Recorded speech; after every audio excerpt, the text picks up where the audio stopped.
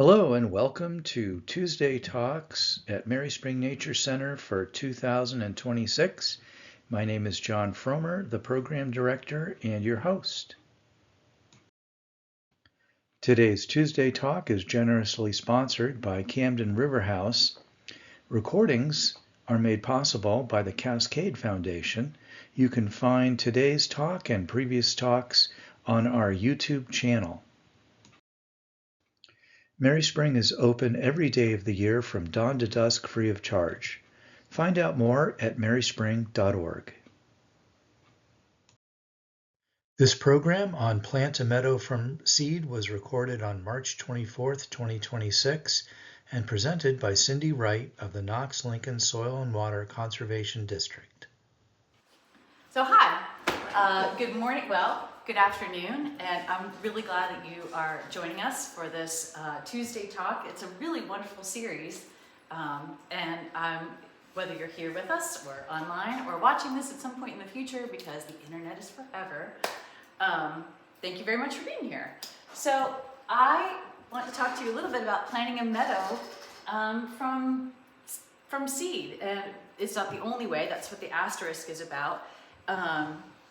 And I'm going to go like this. You want me to do it? Yep. This is just for me, Okay. so that I can keep up with. In this little corner, there was Little House on the Prairie, my first exposure to meadows when I was little. I don't know if you remember Little House on the Prairie, but I thought I'd start by telling you a little bit about the Soil and Water Conservation District and how we got started and why I'm talking to you about all of this today. Ken Burns' Dust Bowl series has been on a lot of repeat on the PBS channel, and that's when Soil and Water Conservation Districts got started. Directly as a result of the Dust Bowl, there was an act signed into law in 1935 on April 27th. And so what we do is pretty much education all across the country, but in different ways. So here in Maine today, we're going to talk about meadows. So why would you want to create a meadow with wildflower plants? So this is because if you are here or watching this, you are probably members of the choir. But hopefully I'll be able to share something or raise a question or have something that I can look up. But to support biodiversity, is the main and first reason. And then it also improves soil health, because when you're planting a wildflower meadow, you don't need as many inputs with fertilizers and pesticides and herbicides. So the health of the soil and all of the life that's below the surface benefits. Climate resilience, again, if it's a wildflower meadow here, then it will be designed to withstand the weather and temperatures that we have here in New England. Or wherever that prairie is. And of course they're beautiful. And additional benefits, well, we'll get to that. So, I'm at the flower parts. Okay, our slides don't match, but the pollinators are what this is all about, the biodiversity.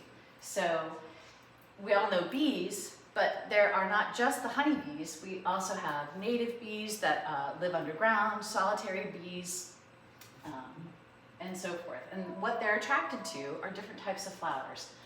This is arranged alphabetically, not by who does the most work. So beetles and bats, other mammals, even rodents can pollinate, and birds as well. But you can see that each of the different ones are attracted to different types of flower forms. All right, next. Then moving along with more pollinators that we're familiar with, butterflies are flashy and have specialized mouth parts that go with the flowers that they pollinate. But flies actually do even more pollination than butterflies. Moths are great pollinators. We think of them as nighttime visitors, but some moths actually are daytime. And then wind is a pollinator, and if you live anywhere with pine trees or other wind pollinated things, you can tell that those flowers are quite different. And do y'all know the state flower of Maine? The pine tree is the pine cone, and that's a wind pollinated flower, the female cone. Okay, Next. So the parts of the flower, just to take you back to your elementary and middle school days. I was a science teacher for 25 years, so where is the pollen? The pollen is on the stamen, which are the yellow parts. You see the getting all over the pollinators. And the pistil is the female part, which comes down the center here. The pollen is really full of protein, very high protein. That is what the pollinators are foraging for often. And nectar is a very sugary, sweet drink. So it's very nutritious for all the pollinators. And the fact that the flowers get a benefit, the pollinators get a benefit, is a great example of coevolution.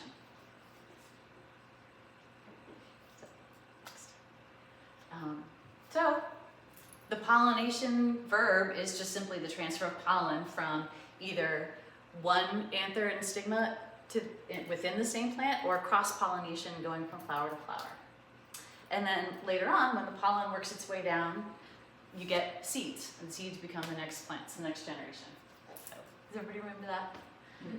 Okay, so why are pollinators important? There's a lot of text on this page, but basically, cross-pollination makes it so that there is genetic diversity and you get more options to survive changing conditions.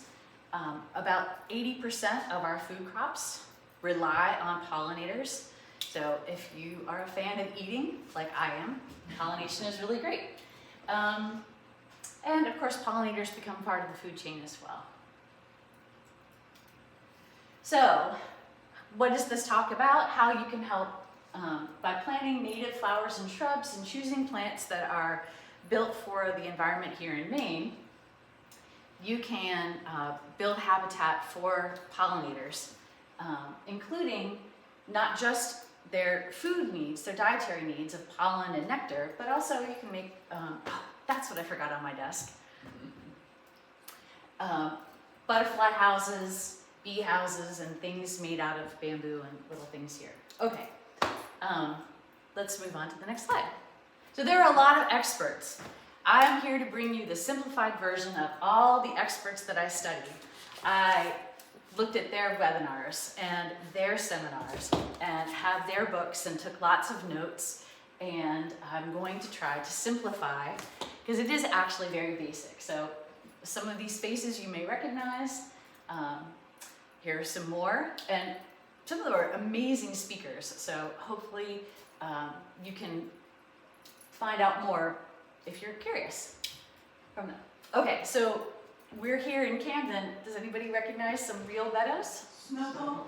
Yeah, it's the snowball from the chairlift. I mean, isn't that beautiful? So meadows are beautiful all year long. They can be large scale.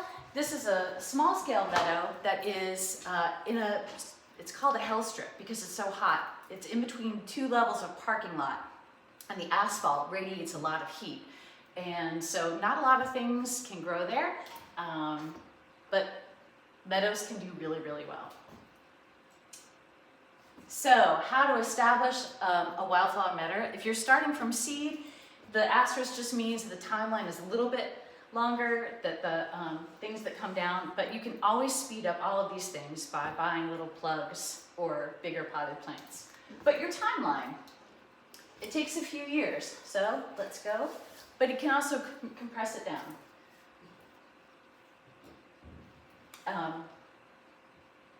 Starting with the dreaming and scheming. So remember I said about the additional benefits? If you have mowed lawn a lot and you're just tired of spending your Saturdays or weekends mowing the grass, substituting a patch of your play area turning it into a meadow is a great idea. So the planning stage, that's up to you. The designing and do stage can take as long as you like, and then the plants do the rest. So the sleep, creep, leap phase. And all of this can go from a year to spreading it out over more. Okay, next. Choosing the location is the next important thing to do with a meadow. If it's a wet area versus a dry area, how much sunlight, just like any garden that you would plan.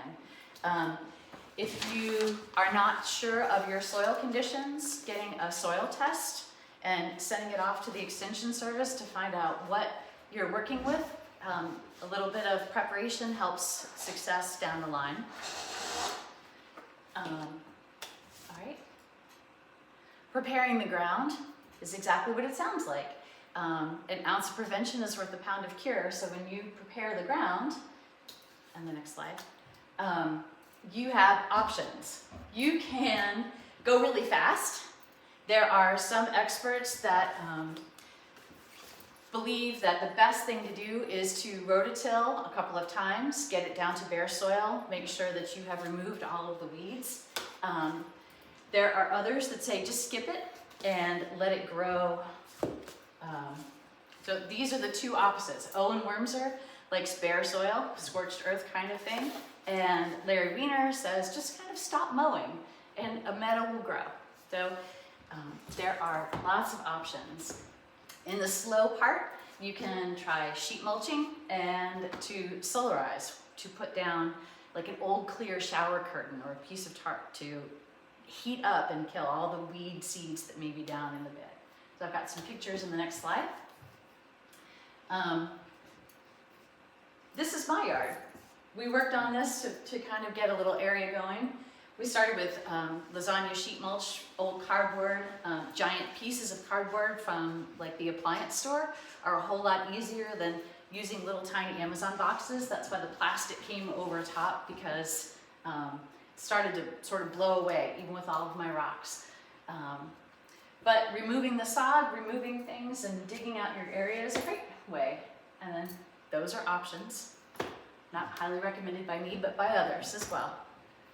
All right, so once your bed is ready and you've got it prepared, you have to wait a little bit, but that's when you can start picking seeds and the other things that go with your soil test. The cardboard method is really helpful because you can avoid plants that you don't really want to smother, like a spring ephemeral like a trillium or a jack-in-the-pulpit. And then it's time to sow the seeds. So, there are methods to this as well. You could use a seed drill. You can mix your bag of seeds with sand and do sort of a crisscross where it go horizontal and then go 90 degrees and go vertical in a grid pattern with your seeds. This is a giant seed drill for a huge agricultural. Most of us aren't going to be quite on that scale. We will have much smaller. This is a 1 ounce package and it's enough to plant the standard parking space. So, all right, next slide. This is the best method of all. We're just almost able to still do it today. Frost seeding. So you've prepared a bed, you kind of know where it's going to go, and you just throw the seeds onto the snow. The darkness of the seed melts through the snow when the sun shines, and then it works its way down and becomes embedded in the soil. And it gets that cold conditioning that it needs, and then sprouts up in the spring in a time ahead of the other weeds. So frost seeding is really great. If you're watching this and you can look outside, you could go throw some seeds out there today. All right, next slide. So what kind of seeds should you use? It sort of depends on what your final product is. Native seeds are really ideal, but they're scarce. They're hard to find sometimes and they're quite expensive. That isn't a barrier to everyone, but it is a consideration. Nearby seeds would be an ecotype to the East Coast or New England for those of us in Maine. It wouldn't make much sense to choose seeds knowingly from a Colorado area or production facility. And then there are novel seeds, and those are kind of the ones, I'll hide the brand name, but you've seen these all in the supermarket and the grocery store. Who knows where these seeds are from? They are really pretty though. Percentage of grass versus flowers. Different mixes have different percentages. You actually do well with some grasses because they make homes for the pollinators in the seed stems. They give interest over the winter when the flowers are spent, and they actually support, the grass grows up and gives support to the heavier topped flowers. So it is nice to have some grass mixed in. When you are choosing your meadow mix, you should think about how tall or short you want your meadow to be, because a lot of prairie grasses are 3 to 5 to 6 feet tall, and that may not work in your situation. So if you read over these, and one of the reasons I do like the back of this packet is that this is a low grow, and none of these are supposed to be over 2 feet tall. So that might be a site selection consideration for you. Coated versus naked. Naked seeds do really, really well in most situations, but there are some where buying coated seeds from certain suppliers means that they will be a little bit heavier when they fall, and also they are inoculated with growing nutrients that give them that sort of head start. When to seed, spring versus fall. Fall is ideal because you had all year to prepare, and the seeds overwinter in place, and then they're ready to go first thing in the spring. But spring seeding works well too, because the sun, the soil, everything's warming up and getting ready to come back into its full growing system. You can find many vendors that will have pre-mixed seeds. You can blend your own. You can go to seed catalogs. We are really fortunate to have Fedco and Johnny's and lots of other, will give you a single species, a single variety. When you blend your own, you can make pockets in your site so that you have maybe a pocket of coneflower or a pocket of bee balm or a little pocket of this, so that you get a clump if that's an aesthetic that you're looking for. All right, next. So this is my spreadsheet of many different companies, what their products were, what their SKUs, how much it is. I mean, you can see that $57 a pound is quite expensive, but there were some that just were a hard pass. Anyway, there are a lot of options. We can go to the next.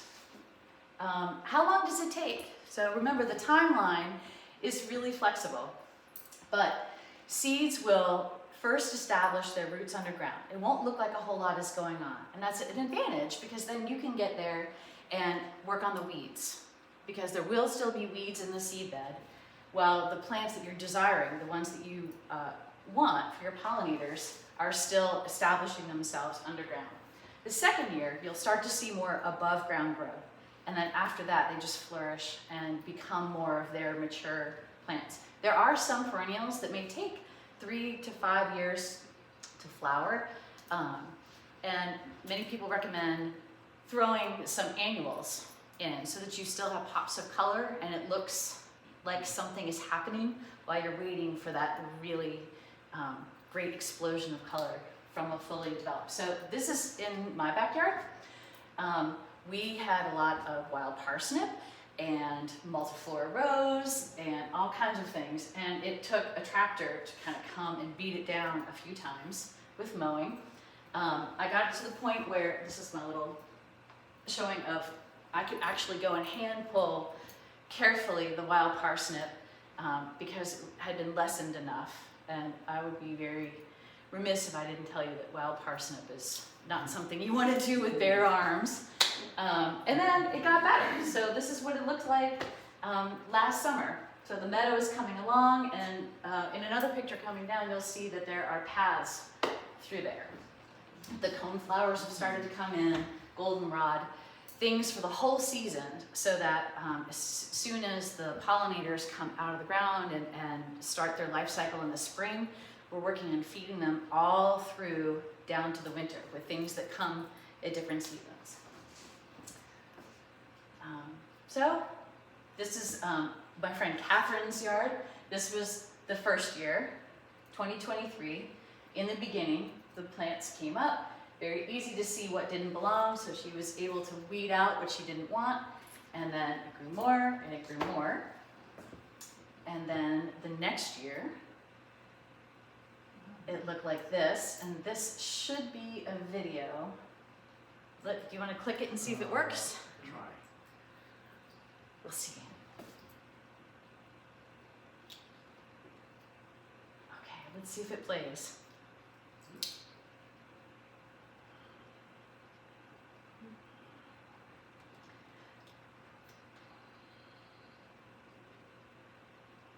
So you can see that there are some lower plants. You can see that the lupine are finished. There are varying schools of thought about lupine. Sneezeweed, chamomile, rudbeckia, the grasses.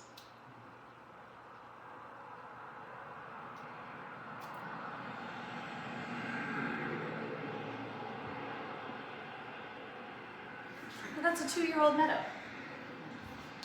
And things will continue to grow, develop. It'll change a little bit more with time. But that's it.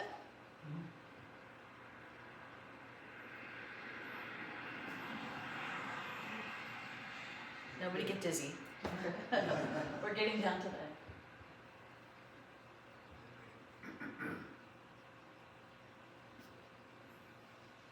But you can see the diversity, so it goes back to attracting all kinds of different pollinators. And I didn't mention this before, but by having different pollinators, you actually improve, I don't know if anybody does any vegetable gardening or has an orchard or anything like a food production crop nearby, having a very diverse meadow has been shown to increase pollination and fruit set. So we think a lot about honeybees and having beehives and importing bees to come pollinate in an orchard commercially. But having native bees, the ground bees and so forth, they're really adapted well. And in this Xerxes Society book, there is research that talked about a cherry tree orchard that was pollinated with blue bees, native bees, was a colony, versus imported honeybees. The truck came and brought those. The native blue bees did better. There was a 75% crop yield increase by not using the other bees, using just what was there. And what attracted the native bees were the native plants. So it's a pretty virtuous, great cycle. All right, so aftercare and maintenance. I wish I could tell you that since it's so much like nature, it'll take care of itself, just like nature. And for the most part, it does. You don't have to add chemicals. You don't have to do a whole lot of things, but you do have to take care of it somewhat because nature abhors a vacuum. So the management and maintenance of your meadow is to first let it grow. Don't do anything for a year or so. Eventually you could mow it. If you like to mow pathways through, it's attractive and makes it very accessible. If you start smaller, you can just do hand weeding, adding some annual seeds, covering up the patchy areas. They didn't come in as well. I think I had too many rocks. And then, this is the optional part. There are some experts in all of these books that suggest that occasional burning is a really good thing. And in Maine, we are familiar with burning blueberry fields. However, that makes me nervous, and I am not going to be burning this field because the house is out of sight, just kind of up the hill. I will probably stop at 1, 2, 3. You set the mower blades at different heights, depending on what type of year and what you are, which mowing cycle you're in. So once you get established, the weeds will grow first, and they will come up. You chop them off. Then you can lower your blades, and your desired plants, your coreopsis and the other things that you want in your garden will be taller. Don't mow. And then for the next, like in the fall, you give it a mow after seed set, and that helps disperse all the seeds.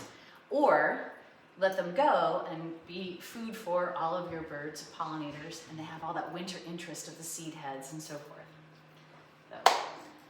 So, there are so many things that you can look at for inspiration and more information. Each of these is a link. So if we paste this up on the Knox-Lincoln site and maybe the Mary Spring site temporarily, you can go and click the different things to just see how beautiful they all are. This one I thought was really interesting. We're coming up not exactly to No Mow May. We're still in March, but almost April. Have y'all heard of No Mow May? Mm-hmm. So the idea with that is to, let the nesting birds fledge their nests before you cut everything down. If you wiggle and don't mow the whole thing that you've left, if you're into No Mow May, and you just do little pieces, it's actually better for the bees. Don't take out all the clover all at once. Don't take out all the dandelion at once, which is kind of nice. It means that you can just mow for shorter periods of time, spread over a few days. So that was a really interesting one. This one is talking about the frost seeding, where you're just dumping the seeds on the snow.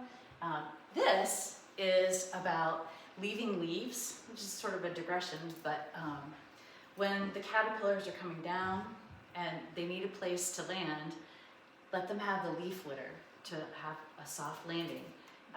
And lightning bugs.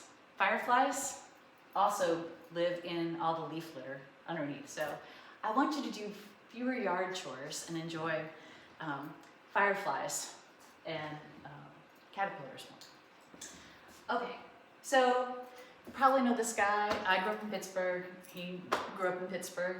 And I thought it was a fun quote, that unexpected people appreciate nature just because having a beautiful piece of land to look at is the best. Okay, so things to think about that will affect your meadow, your budget. If you have a different budget, this will speed up your timeline by putting in plugs and native plants that you procure from. There are a lot of wonderful nurseries coming around in Maine. There are plant sales aplenty coming up.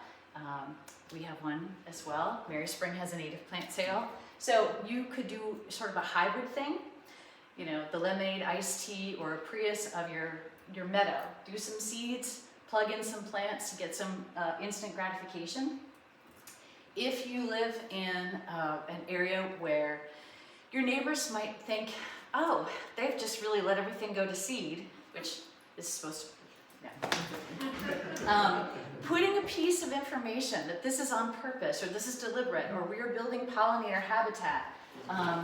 You may have seen these around. They're quite lovely and wonderful, and if you'd like to know more, we'll talk about it at the end when the camera's off. But you can tell people what's going on, and they'll go, oh, it's not that their mower broke, they're doing a thing for all the pollinators. And you can start small. If you were able to join us in person today, got a little party favor of a meadow with just enough seeds for a pot on your patio, just to sort of try it out. So you don't have to go on the grand scale. You don't have to think that you're Charles and Laura Ingalls going across the prairie.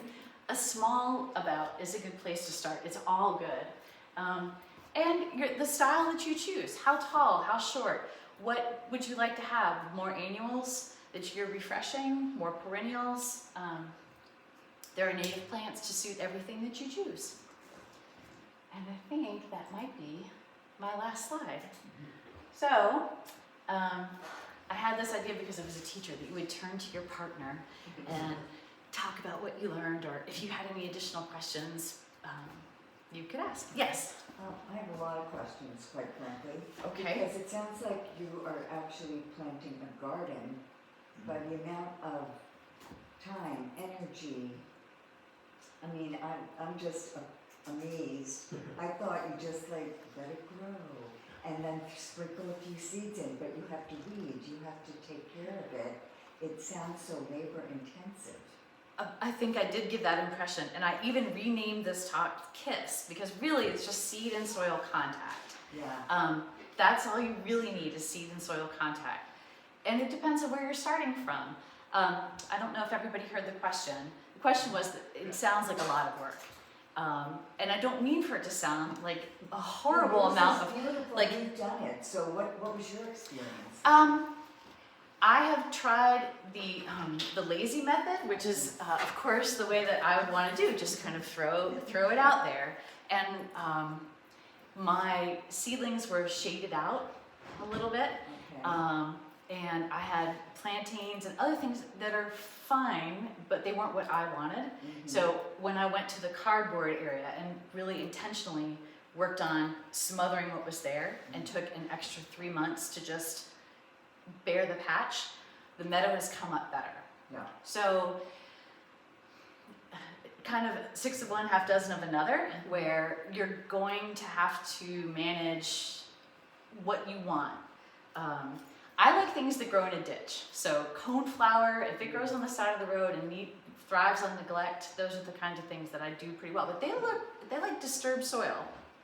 So it doesn't have to be completely brand new soil that doesn't have anything there. Larry Weiner says that you can just let your grass grow and supplement. I've done that. I've got like a half an acre that I stopped mowing. So I've got a big area that I do mow, and I've got gardens. And then the back part, I thought, okay, we'll just let it grow. Well, a lot of asters came up, and every time I tried to put seed in, nothing worked. Last year, in fact, we shared a big bag of seed, only got one few cosmos coming up. But I do have also one other question about the burn. When do you burn so you're not killing the creatures that might be in your meadow? So the question is about when to burn, if you're going to do that controlled burn. My next door neighbor does it in the spring when the soil is still pretty cold. Okay. And is taking off last year's stuff. So it's been through the winter feeding things that have flown around, birds, other things have gotten the seed out of the heads of the sunflowers and whatever else was left. He burns right about now when it's open enough and not snowy. Yeah. The moisture helps control the safety factor. Yeah. The underground creatures are still rather dormant. Okay. And it's just a surface kind of a scorch. It doesn't, it's a very, very controlled thing that I watch him and have my hose ready. He's ready, but I'm not quite there yet. But so the area where you have the lawn and you let it grow, try just scratching a few, scratch into it a little bit. When you broadcast seeds, a few will be eaten by the mice and whatever else is living in the field, but you still should get pretty good germination. And if you have a lot of perennials, you saw cosmos, those were just annuals, but if you have perennials, maybe they'll come up this year. But if you go in with a rake and kind of disturb just the surface and kind of scratch it up and then try again, the other thing is to add a little bit of sand, or kitty litter is sometimes used, vermiculite, because this will blow away in the wind, and you might have been seeding here and your seeds may have traveled a couple of feet away from where you intended them to be by the time they hit the ground. But if you mix this with a heavier carrier, gravity will assist. And sorry to hog, but one more question. So you water yours? Or Yes, you thank you let for the rain do it? Yes, so watering is in the beginning so it can get established. We had a year last year that was dry for anything, established or not. So definitely you do need to water enough for it to get established. But the payoff is that since these are climate adaptive native plants, they will do better. Their roots are deeper, which don't plant this over a septic tank. Looks like a great place to put a garden, but because they have these deep roots that can really get to the moisture that's not available to other plants like fescue grass, not so great for septic tanks. But yes, water to establish, and then rain will take care of it unless it's just a drought. No. Great, thank you. Get rain barrel. I'll go to the back and then I'll come up to the front. You mentioned the last plaque about certification. How do you get a Meadow certified? Well, there are different organizations that do certification. This is the one that Knox-Lincoln Soil and Water Conservation does. And it can be residential. It does not necessarily have to be a meadow. You can live in Camden. You can live out in the rural towns. The information is on the website, which I'd be happy to share with you. But it starts off with just a self-characteristic checklist. You go through and you look and see, and it's all divided out. And you just sort of do. And then you send it to us, and we schedule a visit, a free visit, just about an hour. We'll come out and take notes and take pictures, and then we write a little report and give it to you. So you are either certified or aspiring, and here are the couple of things that would be helpful. The Xerxes Society also has a certification. You can do Homegrown National Park, that's a Doug Ptolemy kind of thing. But this is a really good one. And if you're watching from Waldo or Hancock or Oxford County, Cumberland County, Androscoggin Valley, but they have the same. This was a really good program that is spreading, so all across Maine. And it has no charge, unless you'd like to get the sign to, sort of virtue signal that you have good habitat for wildlife, and then $15 to help us defray the cost and put it back in the kitty for the next one. Yes? A lot of residential lots have really poor quality soil and hard pan. That's needs amendment, frankly. Yes. Have you read anything about doing cover crops, for example, and That's what I was going to suggest. Yeah. like partridge pea or tillage radishes and things like that to break up really bad compacted hard pan? It is hard to build a house without having heavy equipment machinery driving around to put the walls or to bring in the timbers and so forth. So absolutely, in a construction site, it does become so compacted that most things wouldn't have much of a chance. But roots are pretty good. I mean, if you think about looking just in a sidewalk where you don't want roots, the seed gets in and you give it enough time, even a dandelion will crack a sidewalk, but we don't want to wait that long. So you mentioned cover crops. That's a great way to break up the soil. Daikon radish is tillage radish. It is in the cover crop section. They are wonderful to get down. They go deep and they break it, and then you leave it in and you let the winter kill it, and it decays in place. So not only does it help break up that hard pan compacted soil, it also puts nutrients back in. Because a lot of times the first thing a developer does is just scrape off all the topsoil, and they can sell it or whatever else. So you're not always left with all the good nutrients on the top that you had before construction. And So some yes. of these cover crops will fix nitrogen in the soil as well. Mm-hmm. Yeah, to improve quality. So again, your soil test is a great place to start. I mean, clearly NPK, nitrogen, phosphorus, potassium, but there are also maybe some micronutrients that, like magnesium or something else like copper, that certain plants would really thrive. And so adding cover crops that would address those. Can I make another plug for our soil health workshops? So last year we had the first 3-part series of soil health workshops, completely free, and they were on Wednesday afternoons between 4 and 6 at different local farms, but they were also for everyone in the general public, whether you're a home gardener or not. We were down the street at Dooryard. We went to the Dharma Farm in Washington, and we went to Sheepscott General Store and Farm. This year, we have some of our sites set, and we're looking at market gardening, small, homestead, and smaller, just gardening for fun. So everybody is welcome. And Matt Boucher, the state soil scientist, comes and does a walk and talk. So you can really ask the expert of Maine, like the soil scientist. So watch for those. Come to our workshop. We don't charge for that, and you can learn lots of things with personal questions and also getting ideas from the other people. Yes, sir. If you had a 1 acre site Mhm. and sort of square, and you wanted to cover the whole place with flowers, but you don't want to go replanting everything there, would it be best to start at the high point, the lowest point, the center, or is there any real scientific analysis as to the best way seeds are going to spread there? I think aesthetics would come into it. I think also wherever your water will reach, and where sunlight is, just like you would plan any other garden. Is it shaded by trees? Is there a fence line? Me personally, I would probably go perimeter and work my way in, starting with a small area and letting it grow.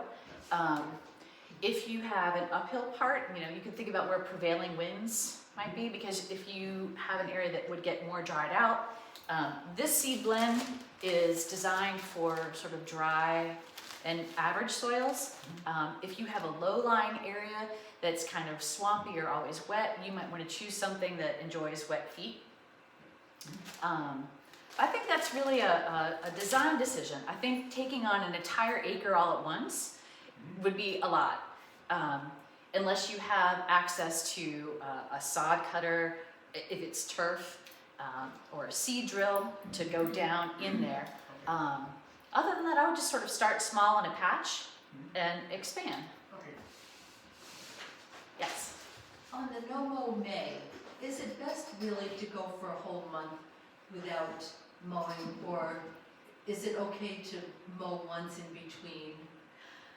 I am in the, I cannot go all month without mowing, but I don't have nesting birds. So, part of the no-mow May, and John, you could weigh in on this as well, because Mary Spring has meadows, and I'm sure that your management practices are informed by what lives here. I live much more suburbia, and it's not the same incentive and payoff. And when the grass gets too tall, it's more than my little push mower can handle. And it becomes a bush hog tractor kind of thing. Do you mow close down or high up? We let How it do you stay set? pretty tall because we're not playing soccer or croquet or anything. So we always have our mower blades set pretty high on our, it's just healthier, easier for the grass, and we don't have to cut it that much. But if we let it go too much, then everything clogs up. So that is probably not exactly what no-mow May is really about. It's letting all of the pollinators have dandelion heads, the first things to show up to get some nectar. It's not the most nutritious necessarily, but it's better than nothing. And we don't mow our fields until the fall anyway. At my house in Union, the lawn is absolutely yellow from dandelions, and as soon as those have started to close up from pollination, I mow it, and I mow low because I'm walking across it and whatnot. I think it's one of those things that there are a lot of ways that it's still good, lots of different variables.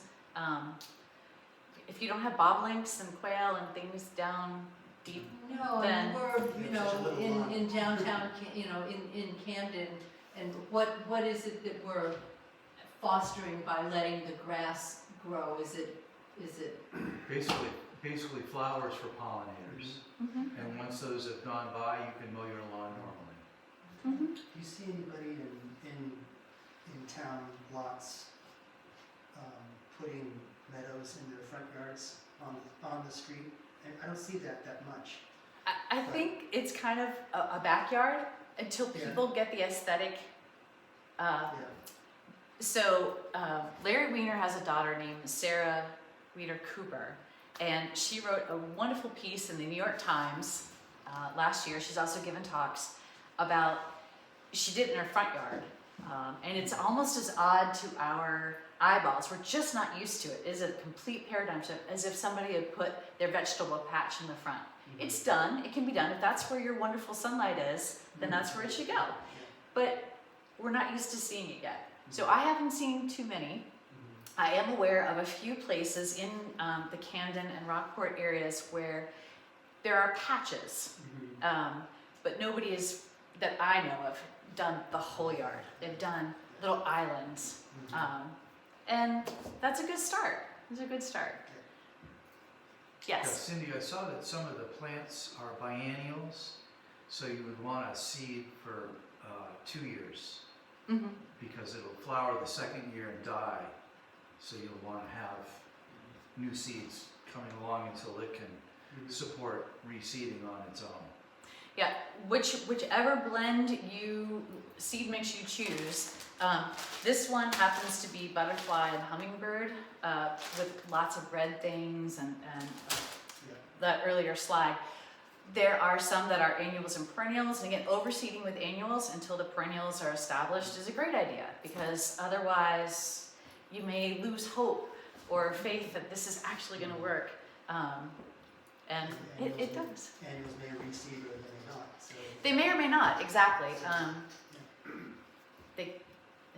Conditions have to be right. Oh, would you like to hear a little weird trivia factoid about apples and pollination? So if you slice an apple horizontally and you look at all the seeds, if all 10 seeds in the center are there, then it's been fully pollinated, and that's amazing and wonderful. If you see less than 10, it was only partially pollinated. And I thought that was really interesting. You can tell the health of an orchard by the apples coming off the tree by counting the seeds inside. I learned that in these books too. So thank you, everybody. Cindy, thank you. Excellent talk. And we'll see everybody next week. Everybody got a little packet of seeds? All right, now we're not recording anymore. Thank you for joining this Tuesday talk. For more information, please visit Mary Spring at www.maryspring.org, and also on our YouTube